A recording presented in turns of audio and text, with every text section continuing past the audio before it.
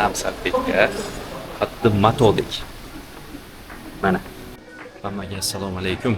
Biz hozir Vinjoda boshqa bir zavodga yo'l olyapmiz. Bu zavod vlajniy salfetka, lekin sochiq. Shu upakovkada bo'ladi. Vlajniy salfetkadan ko'ra sifati yaxshiroq, kattaroq va sochiqqa o'xshab ketadi. Bu matodek.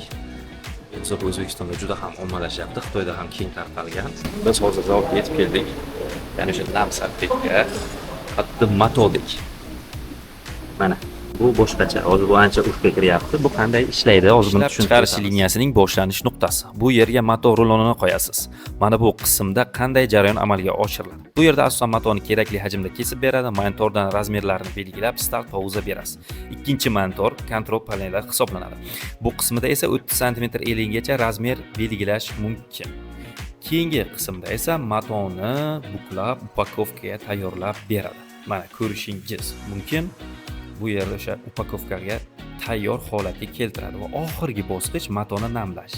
Spirtli qilsangiz spirt, hidli qilmoqchi bo'lsangiz hid va hamma kerakli narsani qo'shasiz va namlanadi. Va mana bu kompressorlar orqali suv purkaladi va matoni vlajniy holatga keltiradi.